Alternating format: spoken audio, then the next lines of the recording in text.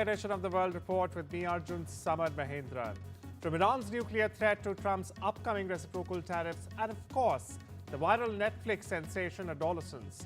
We have a packed show for you here today. Let's dive in. Iran's Supreme Leader Ayatollah Ali Khamenei's aide has warned that the country will have to procure nuclear weapons if attacked by the United States or its allies. Now, this comes following US President Donald Trump's threat to bomb the country. The development comes after Iran's Supreme Leader Khamenei vowed to hit back if President Trump carried out bombing in Tehran if the country doesn't negotiate over its nuclear program. Now, Khamenei's advisor Ali Larijani said, and I quote here, "We're not moving towards nuclear weapons, but if you do something wrong in the Iranian nuclear issue, you will force Iran, in fact, to move towards that because it has the right to defend itself." Now, the comment comes after Tehran launched a formal complaint with the UN over what it calls US President Donald Trump's reckless and belligerent threats, which Tehran described as violations of international law. Listen in.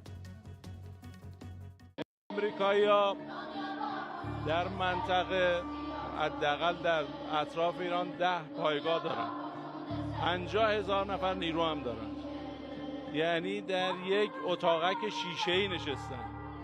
کسی که تو اتاقک شیشه‌ای هست سمت کسی سنگ پرانی نمی‌کنه.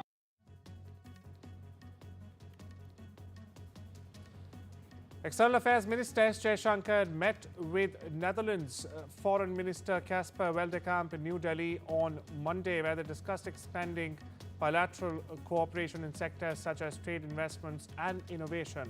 Now, the two also explored new opportunities in semiconductors, green hydrogen, education and even talent flows. MEA Jaishankar expressed optimism about the growing ties between India and the Netherlands, which have been fostering stronger collaboration in various fields. Now, Weldekamp, on his first official visit to India, emphasized, in fact, the importance of strengthening the two nations' cooperation in light of today's geopolitical challenges. Bangladesh's interim government advisor Mohammad Yunus has tried to jab at New Delhi by issuing a veiled threat that India's northeastern states, while appealing to China to extend in the region. Mr. Yunus, who was on a 4-day visit to Beijing last week, asked Beijing to make an extension, saying that the 7 sister states in India are landlocked by Bangladesh to its west. The tongue-in-cheek remark, which defense analysts have called distasteful, surfaced on social media upon Mohammad Yunus's return back to Dhaka. Now, in the video, very interestingly, he's seen urging the Chinese government to extend business in the region by establishing a base in Bangladesh and indirectly stifling India's northeastern states, since they, in Yunus's own words, are landlocked. Now, this as Dhaka tries hard to arrange a standalone meeting between Prime Minister Narendra Modi and Bangladesh interim government chief advisor Mohammad Yunus in Bangkok this week. Meanwhile, Pakistan's PM Shehbaz Sharif has also jumped into the ring, reiterating his invitation to Yunus to visit Islamabad. Listen into what Yunus said. 7 states of India, eastern part of India, called 7 sisters. They are landlocked country, landlocked region of India. They have no way to reach out to the ocean. We are the only guardian of the ocean for all this region. So this opens up a huge possibility. So this could be an extension of the Chinese economy, build things, produce things, market things, bring things to China, bring it out to the whole rest of the world.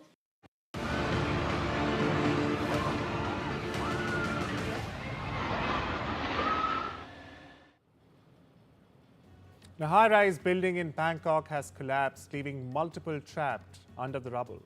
Officials who have exclusively spoken to NDTV state that they have located at least 5 to 6 bodies as of now, but no vital signs have been detected today. Rescue teams are working through the clock to retrieve these bodies as they race against time in the ongoing operations. Meanwhile, in neighboring Myanmar, the death toll has exceeded 2,700. But of course, due to military junta's control on information in the country, the true scale of devastation still remains unknown. But we are tracking this closely. In fact, my colleague Vishal Vivek has been on ground ever since Friday evening, getting us the latest update vigorously since the past 4 days.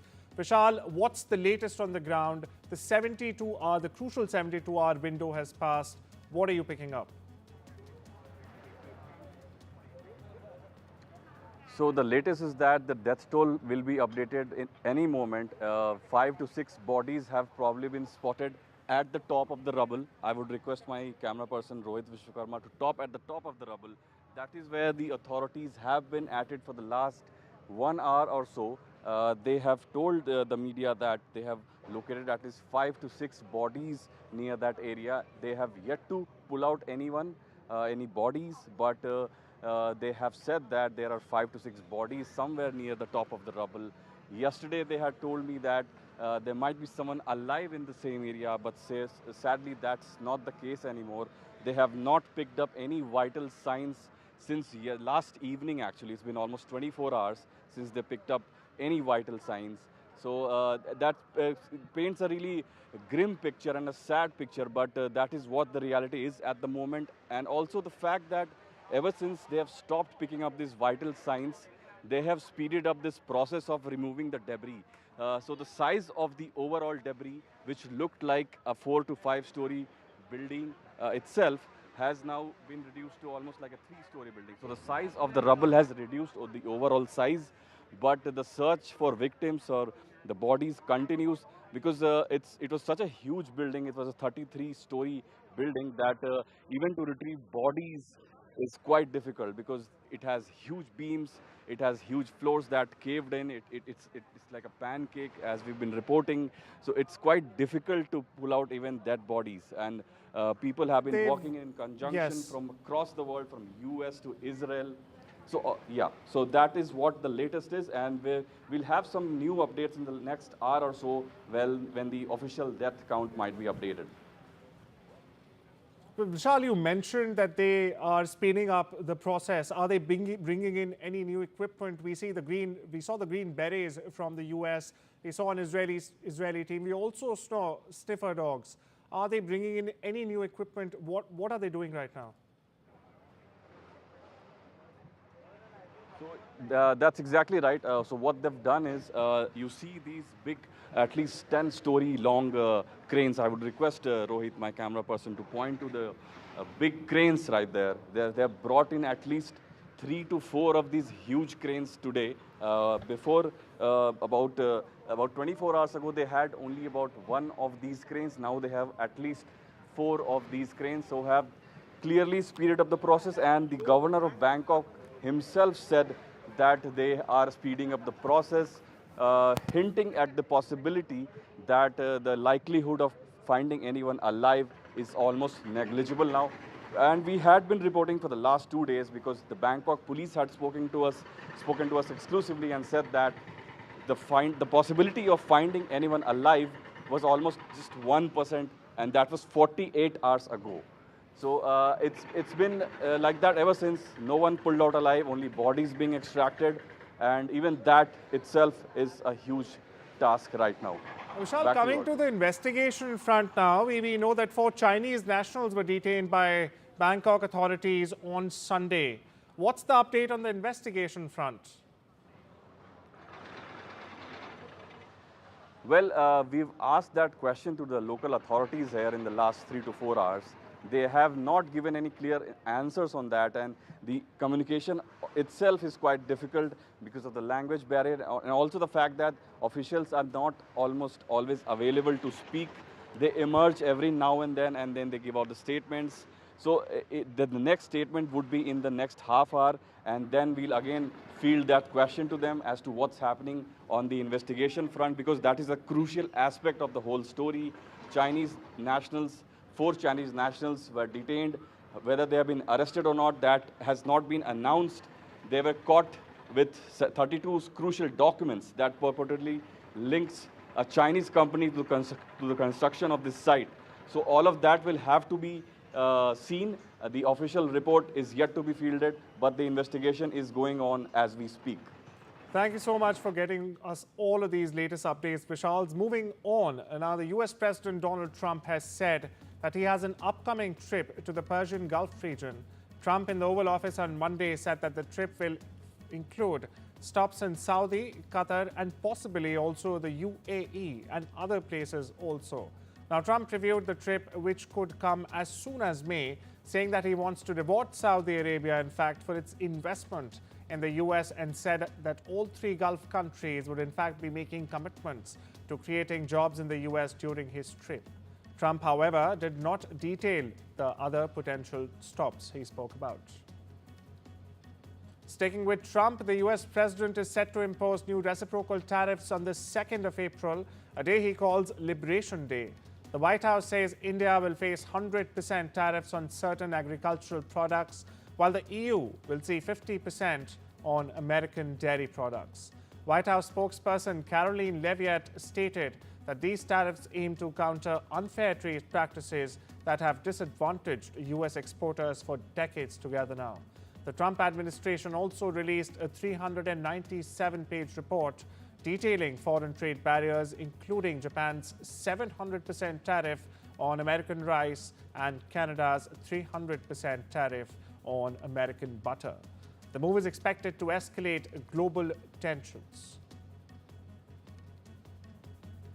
According to Chinese state media, China, Japan, and South Korea have reportedly agreed to coordinate their response to U.S. tariff. That's correct. The three countries are planning to coordinate their reciprocal tariff approach against Donald Trump. Now, the three nations held their first economic dialogue in 5 years, discussing supply chain cooperation, trade policies amid President Trump's looming tariff hikes. However, South Korea's trade ministry has downplayed the report, calling claims of a joint response somewhat exaggerated. The talks come ahead of Trump's April 2 Liberation Day tariff announcement, which is expected to hit key Asian exporters as well. Meanwhile, Japan, South Korea, and China are pushing to finalize a regional free trade deal to counter U.S. trade pressures. China has launched joint Army, Navy, and rocket force exercises around Taiwan, calling it a stern warning against separatism. Beijing has released a video portraying Taiwan's President Lai Ching-te as a parasite, further escalating tensions. Now, Taiwan, in response, has dispatched warships after more than 10 Chinese naval vessels approached its contiguous zone. Now, the drills come just days after U.S. Defense Secretary Pete Hegseth visited Japan and the Philippines, where he also, in fact, criticized China's regional aggression. Taiwan's government has condemned Beijing's actions, calling China a troublemaker, while also reaffirming its ability to defend itself. A fire at a gas pipeline operated by Malaysia's state-owned Petronas has left 33 people injured, with 6 even hospitalized. An incident occurred near Kuala Lumpur, prompting emergency response teams to battle the blaze. Authorities have yet to confirm the cause of the fire, and efforts to contain it are ongoing. Now, Petronas, the company, the oil giant rather, has not issued an official statement, but local officials warn of potential disruptions in gas supply in the country. Now, this episode marks one of the worst industrial accidents in Malaysia this year. The UK government has removed more than 24,000 people with no legal rights to remain since the general election, marking the highest return rate in 8 years. Prime Minister Keir Starmer has announced the figures at the Organised Immigration Crime Summit, where over 40 countries pledged to tackle human smuggling. The crackdown includes a 21% rise in enforced returns and the fourth largest deportation flights in UK's history. The Starmer government is also pushing for tougher laws, including seizing migrants' phones to track smugglers and tightening right-to-work checks to curb illegal employment as well. US President Donald Trump has named Richard Grenell and David Friedman as top contenders for the role of the US ambassador to the United Nations. Now, Grenell, the former envoy to Germany, in fact, and Friedman, who served as the ambassador to Israel during Trump's first term, are among nearly 30 people interested in the coveted position. Trump withdrew Representative Elise Stefanik's nomination last week, fearing her exit from Congress could weaken the Republican majority. The UN role previously held by Nikki Haley is seen as a high-profile diplomatic position. Trump is expected to announce his final pick soon. The U.S. Food and Drug Administration's top vaccine official Peter Marks will be resigning on Saturday. This is the most high-profile exit as the regulator after the Trump administration has undertaken an overhaul of federal health agencies as well. Marks has played a key role in developing COVID-19 vaccines during Trump's first term. Leaders from BIMSTEC nations are set to attend the upcoming summit in Bangkok from the 2nd to the 4th of April, but Myanmar's junta chief Min Aung Hlaing's participation remains uncertain. Thailand's foreign ministry cited last week's earthquake in Myanmar as a possible reason. However, he could still attend virtually. Meanwhile, Prime Minister Modi will also be attending the BIMSTEC summit on the 4th of April, where leaders will focus on strengthening maritime cooperation. The regional bloc, which also includes India, Bangladesh, Nepal, Sri Lanka, Bhutan, Myanmar and Thailand, will discuss trade, security and regional cooperation in Bangkok. But it's time we slip into a quick break. See you on the other side.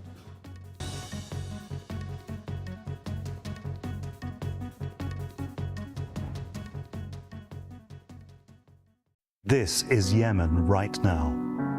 Years of conflict have left the health system on the brink of collapse. Children in Yemen face war, hunger, and disease. Yemen may seem far away, but there is something you can do. To find out how you can help, search UNICEF Yemen online or text Yemen to 84903. £10 could help provide life-saving therapeutic food for a child for a week. I've seen UNICEF's work and the difference your gift can make for children. No child should ever die because they don't have enough of the right food to eat. We cannot stand by and do nothing. So please, search UNICEF Yemen online or text Yemen to 84903 and help save a child's life today. Save up to £468 on your car insurance. He's just used Confused. JustUsedConfused.com. You ever thought about yours? Funeral? Yeah. Flowers, service. Everyone there. The more the merrier. Even your axe, Mark? It sounds a bit mad, but I think I want to be buried with these. Scatter you where? I think here. Yeah, it's your day. You have what you want. What about you with your axe, Sue? Which one? Start your plans. Talk to Go Up Funeral Care. Family life. It's made of ups and downs, and those little moments. But should the unthinkable happen to you? Life insurance from Legal & General can help look after monthly bills, the roof over their heads, childcare costs, and most importantly, your family. Because no one protects more families in the UK than us. Premiums start from £5 a month and they never rise. Plus there's a £100 gift card after you apply. Legal & General. Ensure life goes on. It feels good knowing that your future's in hand. Airflow can offer you a loan from £1,000 to £15,000. Get your conditional decision in minutes. Discover the finest quality made-to-measure window dressings, delivered direct to your door. Shop now for 30% off selected products at blindsdirect.co.uk. We know travel can be confusing. That's why I use travelup.com. Once booked, you can change, cancel, and get refunds, all online with just a few clicks. And while you're away, TravelUp has you covered. Get your gate number directly to your phone. And get this, TravelUp will even automatically process your compensation claims if your flight has been delayed or disrupted.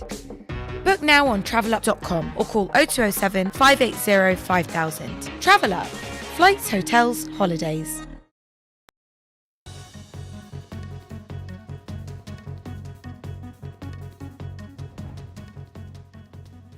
Welcome back. You're watching The World Report with me, Arjun, Samar, Mahendran. On to some business news now. A SpaceX Falcon 9 rocket has successfully launched the first ever crewed flight to orbit both the North and the South Poles. Now, the mission, known as Fram2, includes a Chinese-born Bitcoin entrepreneur, a Norwegian cinematographer, a German robotics expert, and an Australian adventurer. The Crew Dragon capsule will complete 55 polar orbits before splashing down in the Pacific Ocean on Friday. SpaceX's Bill Gelsheimer hailed the mission as historic, urging the crew to share their breathtaking views of the poles. Now, this also marks another milestone for the private space travel firm SpaceX. President Donald Trump has assured that a deal to sell TikTok's U.S. operations will be reached before the April 5th deadline. The short video platform, used by 170 million Americans, almost one-third of the American population, faces a potential U.S. ban over national security concerns unless it is sold to a non-Chinese buyer or an entity. Private equity firms, including Blackstone, are exploring investment options. Meanwhile, Trump, who sees the sale as a way to protect American data, says there's tremendous interest in acquiring TikTok's U.S. business. Sticking with Trump, the Trump administration's economic agenda and the uncertainty surrounding it have resulted in the worst quarterly performances for the S&P 500 and the Nasdaq Composite since 2022. Now, the two benchmarks have suffered heavily in March, recording their biggest monthly percentage drop since December 22. The S&P 500 slumped 4.6%, while the Nasdaq Composite plummeted 10.5% in double digits as President Donald Trump rolled out a swathe of new tariffs, which raised fears of a global all-out trade war that would hurt economic growth and even spur inflation.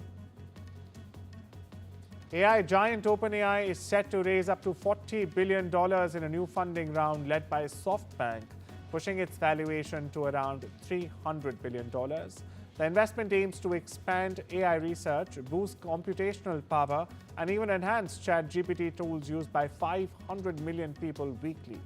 SoftBank will initially invest $10 billion, with Microsoft and other investors expected to also contribute at later stages.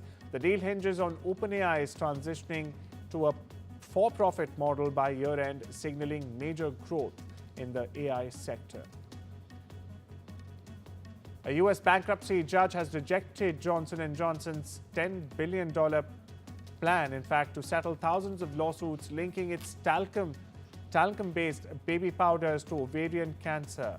The ruling, in fact, marks J&J's third failed attempt to resolve cases through bankruptcy. The judge ruled the company isn't in financial distress and should face lawsuits in court. Now, this decision leaves the pharmaceutical giant vulnerable to ongoing legal battles as thousands of plaintiffs seek compensation for alleged health risks tied to J&J's talc products. Despite controversies surrounding her recent trial, Australian football star Sam Kerr continues to have the full support of her teammates. Now, Kerr was found not guilty of racially aggravated harassment, but questions arose about whether she should remain captain of the Matildas. Vice captain Emily Van Egmond, meanwhile, insists there's no debate within the team, saying Kerr should stay on as captain once she recovers from her ACL injury. American tennis rising star Alex Michelson cruised past Lerner TN 6-4, 6-2 in the first round of the U.S. Men's Clay Court Championship. Now, the 20-year-old American dominated with a strong serve, securing a 7-1 edge in aces. Meanwhile, other American players Alexander Kevokic and Jensen Brooksby also advanced, while Brandon Holt fell in a tight contest. Aston Martin is here to stay in Formula One, according to team owner Lawrence Stroll. The British carmaker recently sold its stake in F1 team, but Stroll insists its presence in the sport is secure for decades to come together. The team remains backed by Saudi oil giant Aramco, and investment bank Rain Group is now looking for a new strategic investor as well. UK PM Keir Starmer met with the creators of Adolescence on Monday to discuss protecting young people from technology. At a Downing Street roundtable, he spoke with co-writer Jack Thorne and producer Joe Johnson, in fact, about the series, which follows a 13-year-old boy arrested for murdering a young girl after spending time being bullied on social media. Adolescence stars Stephen Graham, Ashley Walters, and Owen Cooper is now streaming on Netflix. Listen in, meanwhile, to what PM Starmer had to say. Again, as I say, my boy is 16, my girl is 14, so I'm seeing this very much through both sets of eyes, and that's why I think it hits hard so well. But it has lit a touch paper. I think we need to have this discussion. I think we probably needed to have this discussion for some time. This isn't something new which parents and children are discovering for the first time. It's very real and raw because it is shining a torch on something which we all know has been there and growing for some time. Rami Malek premiered his new movie The Amateur in London Monday and says the project in fact gave him the opportunity to cross an item of his Hollywood wish list. Now, Malek plays a CIA decoder whose wife is murdered in a terror attack. With no field or combat training, he makes the decision to go after the people who killed his wife. Tom Hardy, Pierce Brosnan and Helen Mirren graced the red carpet at the New York premiere of Guy Ritchie's latest crime thriller offering, Mobland. Now, Hardy, who worked with Ritchie before in 2008 crime romp Rock and Roller, shared what thoughts on his return to working with the iconic director. That's all we have for you today. Take care and have a wonderful day.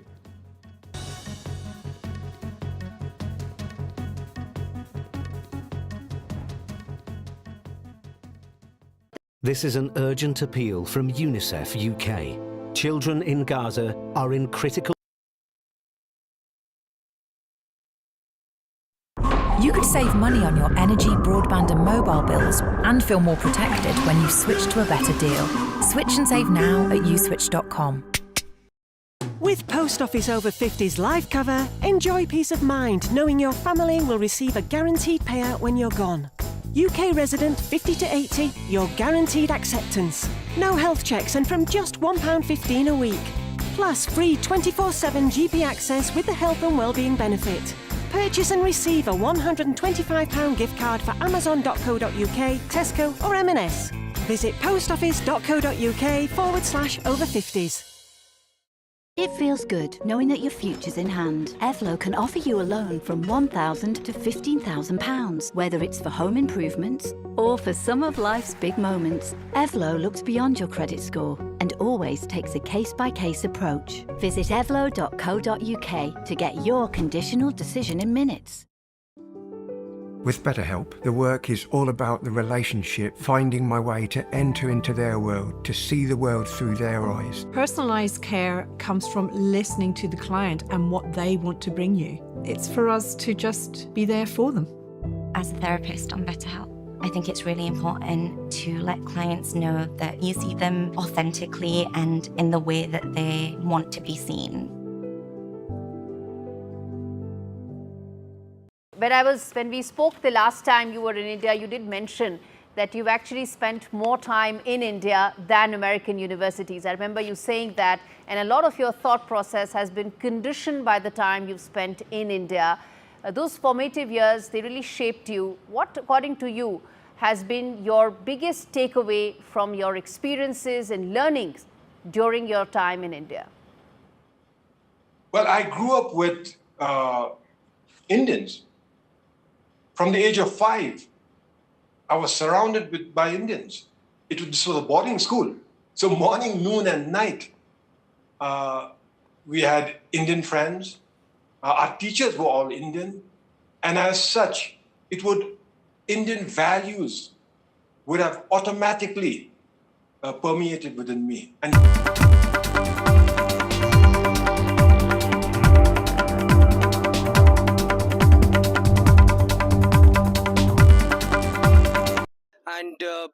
it is not just Congress, but all the left MPs are also supporting your cause. What's your point of concern?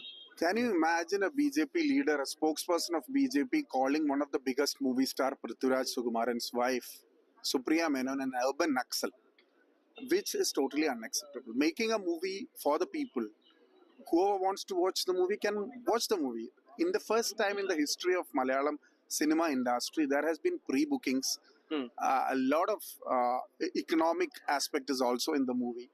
A lot of people love to watch the movie, especially when it is a Mohanlal movie directed by Prithviraj. But unfortunately, using an institution, using the frontal organizations like organizer, the mouthpiece of RSS, has come out with a lot of hatred trying to divide the people, which cannot be accepted. So we strongly condemn against the actions of these organizations, and we believe that creative freedom should exist in this country. The BJP state unit chief has come out and stated that their leaders won't watch this movie. That is up to them. All right, shifting our focus now to some more news. This is from Tamil Nadu. In the Tamil Nadu liquor scam case, the ED now has filed a counter in Madras High Court, we are learning, and has sought dismissal of Tamil Nadu government's plea. Well, the Tamil Nadu government had filed a petition against the searches that were being carried out by the ED in connection with the alleged Tamil Nadu liquor scam. My colleague Sam Daniel is also now joining us on the broadcast here. Sam, what more do we know about this counter that has been filed by the ED in the Madras High Court? Well, Kitty, the Enforcement Directorate has filed specific responses to what all allegations the TASMAC and the Tamil Nadu government had raised, and has sought the court to dismiss their petition or plea. To be specific, the ED denies that the employees of the TASMAC were harassed from the MD to the security of the TASMAC when the raids were going on. They argued that they were treated well, and it's just like any other search operation. They were given a break, and there's no question of violation or ill treatment to these employees. And with respect to a rejoinder for the counter filed by the Enforcement Directorate, the court has granted Tamil Nadu government and TASMAC time till April 8th. So at the moment, the case has been adjourned. The larger picture, the Enforcement Directorate, after the recent searches, had alleged that there are 3 levels of corruption. One at the sale, in terms of hiking the price from 10 rupees to 30 rupees for every bottle. Secondly, in appointments and transfers of TASMAC employees. Thirdly, there is huge corruption, what it calls as a well-orchestrated modus operandi in collusion between the bottle-making agencies and the distilleries. Huge unaccounted cash was generated and siphoned off, and this, it estimates, could be around 1,000 crore rupees. Okay. It's in this context the Tamil Nadu government and TASMAC had challenged and moved the Madras High Court, seeking a direction to declare the search and the seizures illegal. Right. And at that time, the court had told the ED not to have any kind of coercive action, and now there will be more action on the 8th of April after the Tamil Nadu government files its rejoinder. All right, thank you so much, Sam, for getting us all those details there. We'll keep an eye on the developments on this big story that we're tracking. We'll go back to Sam as more news is coming in from Tamil Nadu. We're learning amid talks of a BJP AIDMK alliance for next year's assembly elections in the state, K. Annamalai may step down as BJP's Tamil Nadu president. Sources suggest that this has been the AIDMK's demand, and Annamalai may step down, citing caste equations rather than a punitive measure. My colleague Sam Daniel continues to be with us on the broadcast. Sam, any confirmation on this? No, Kitty, it's all source-based, and it appears that when AIADMK Chief Edappadi Palaniswamy met Amit Shah last week, he had made removal of Annamalai as state BJP chief a precondition to revive the ties between AIADMK and the BJP. It's in this context, BJP sources indicate that there could be a change of leadership in Tamil Nadu. They may put it like not doing this under pressure from the AIADMK, but as a general course of action to expand their prospects of the party's winnability in Tamil Nadu. Elections are still 1 year away, and when the